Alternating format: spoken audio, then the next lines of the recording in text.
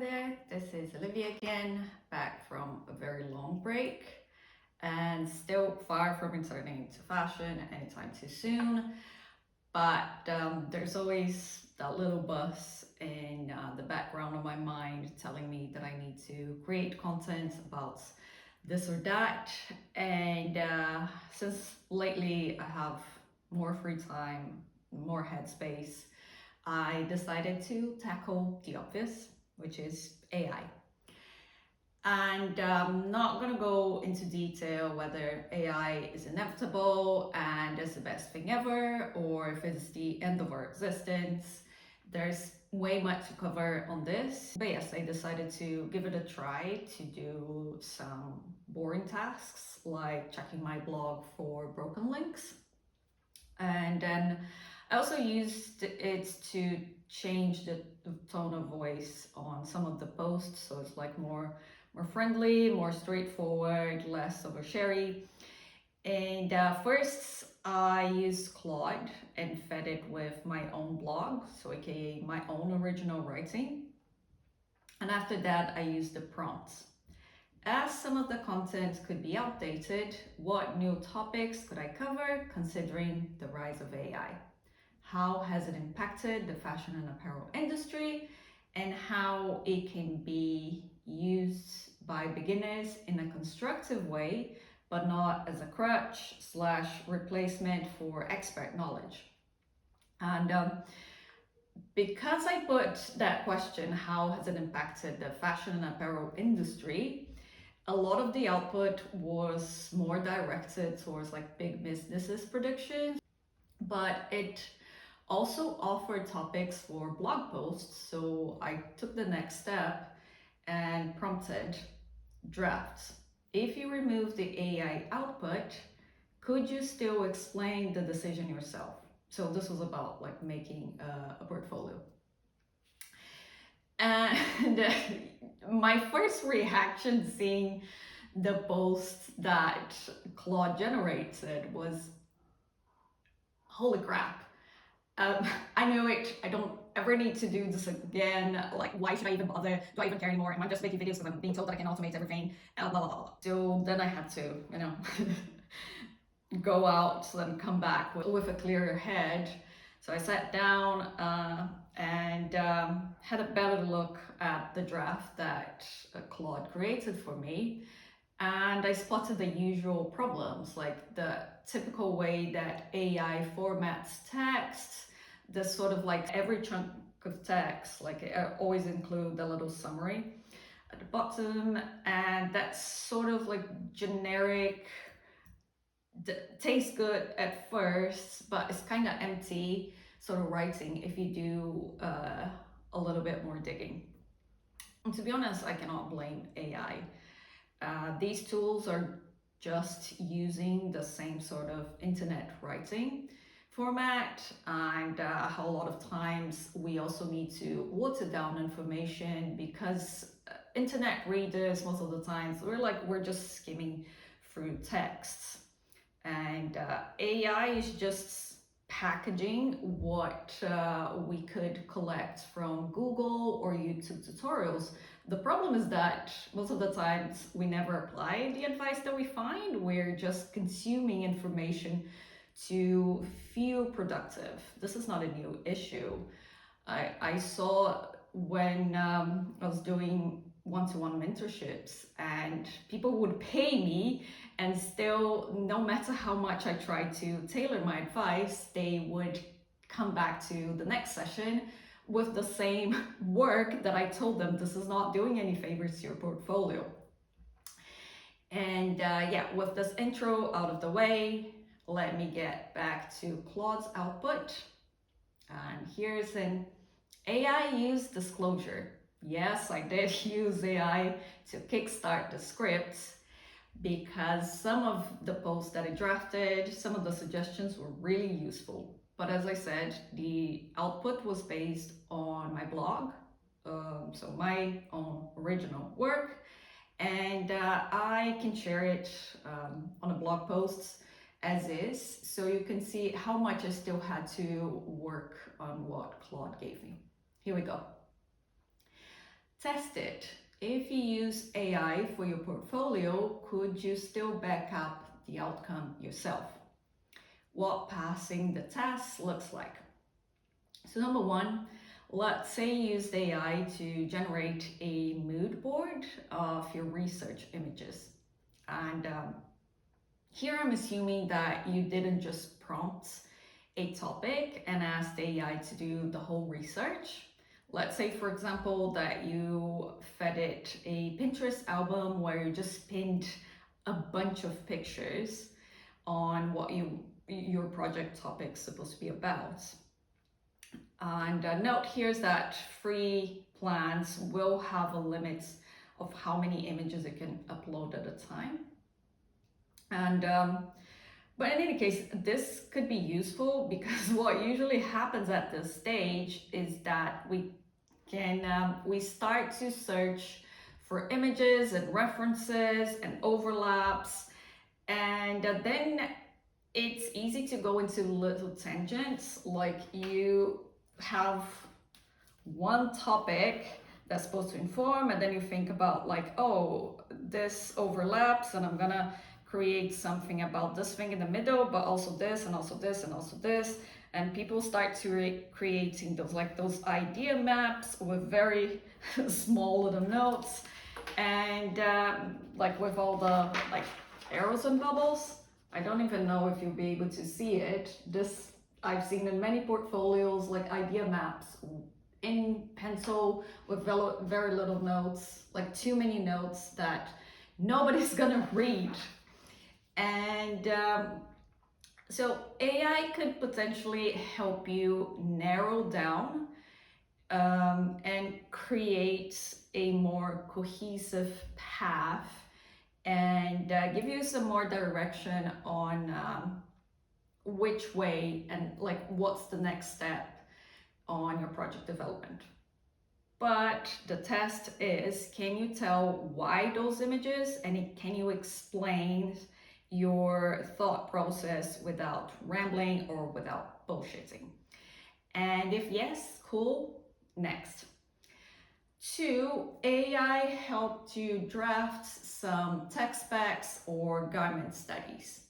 And for me, this is the biggest trap, because let's say that AI took your research images and then broke them down, combined, recombined, and this feels to me like the same issue with using too much Photoshop or just doing collage and never getting out there to assess, does the idea on paper actually work in real life on a body, and do you understand what kind of fabric you're going to use, what sort of construction you need to apply here. If you skip this step, you are skipping a really important part of project development.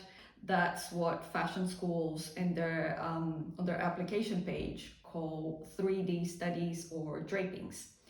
And if you skip this part, your portfolio will seriously be lacking substance. Number 3, AI used your studies to develop your looks and come up with a lineup. Here, let's say that you actually went out there and you developed your own 3D studies on a mannequin, on a person, and you took pictures, and now you're using AI to create some variations. Again, this could be helpful.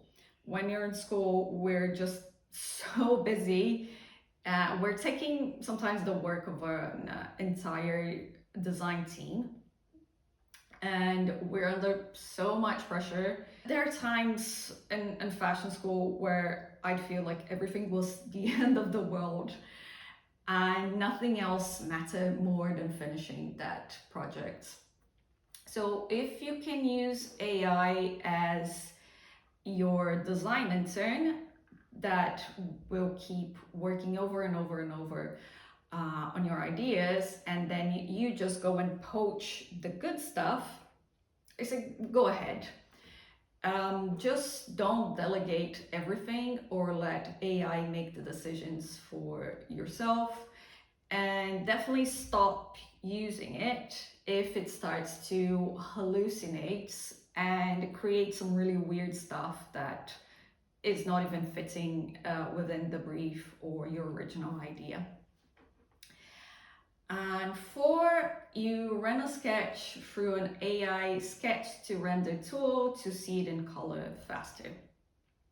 And these are usually paid services, but let's assume you have access to it, or you got some free plan just to finish your portfolio.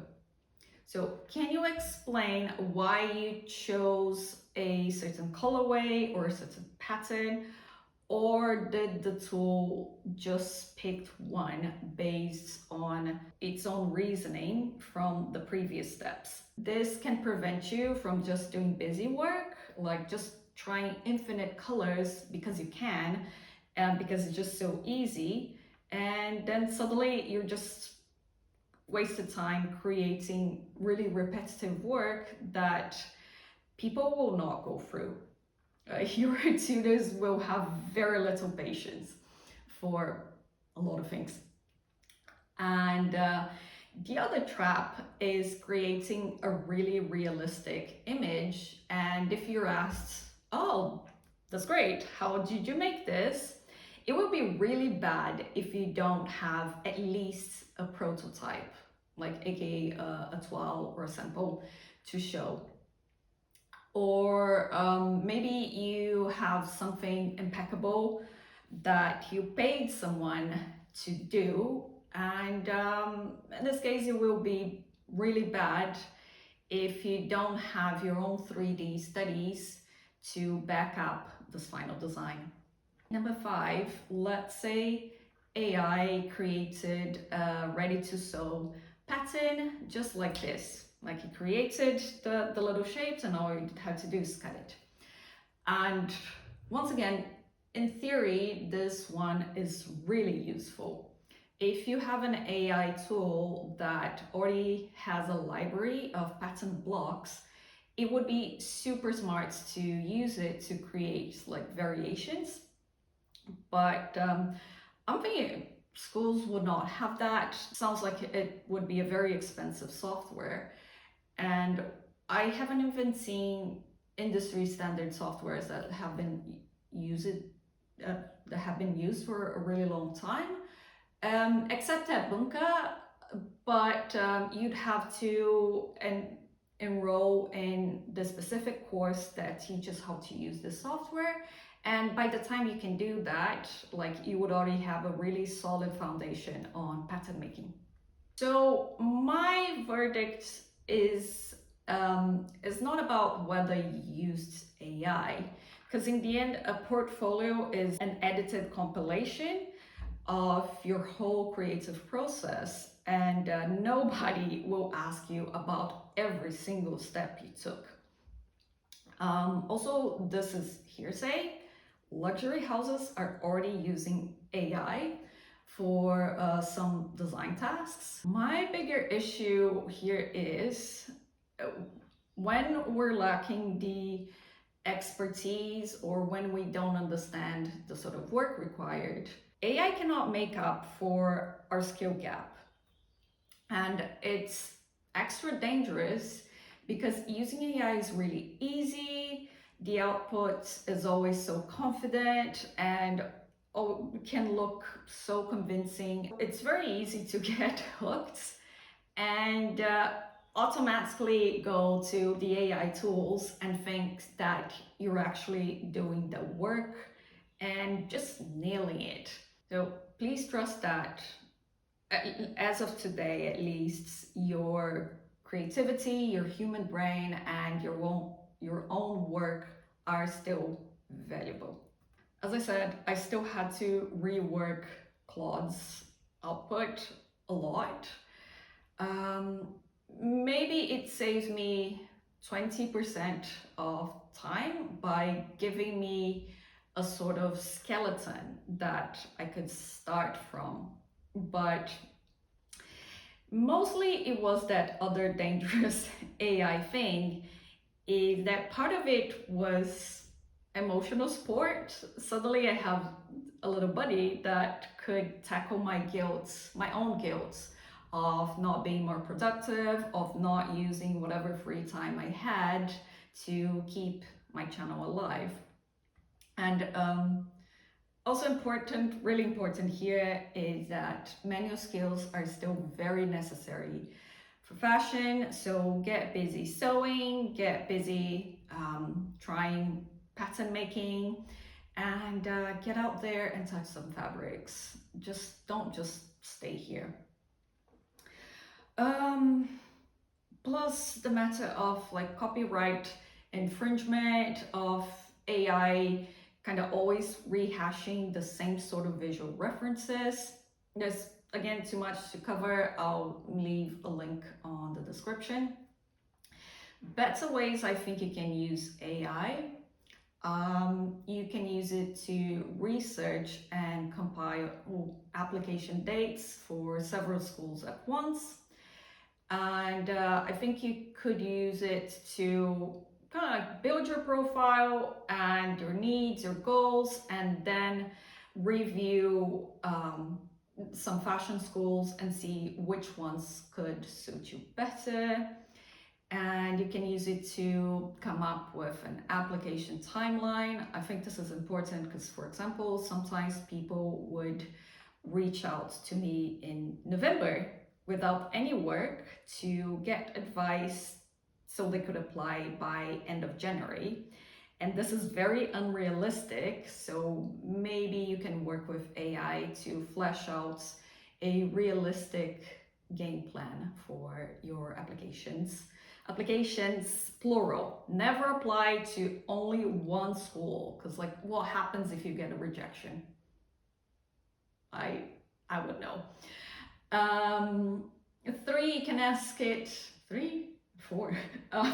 You can ask AI to create a fashion model template for you to draw over instead of like going through my tutorial with Photoshop. Building on the applications thing, you can ask AI to pressure test. This is one of my favorite things in AI, is asking you to pressure test. So you can ask AI to pressure test the general assumption that going to CSM or going to Antwerp, whatever, will automatically grant you a job anywhere you want. Would be really great if you could ask AI to search LinkedIn for interns or junior designers at the brands you like, and then check which schools they are coming from. But LinkedIn blocks automated access to profiles, so here's something that you need to do by yourself. And speaking of who's working where, if you're looking for internships, for example, you can ask AI to research which brands or which designers are infamous for allegedly exploiting their interns. I'm also not a big fan of brands asking job applicants to submit mini projects and as part of their hiring process. This is free work that they'll be able to use without ever hiring you, without ever giving you any credit. So yeah, if you don't have anyone around you that can help you spot and push back on potentially exploitative hiring practices, AI could help you make an informed decision on whether you're going to go ahead with this mini project and how much time, effort, money you should dedicate for this task. And yeah, hope this was helpful, and I'll see you next time. Bye.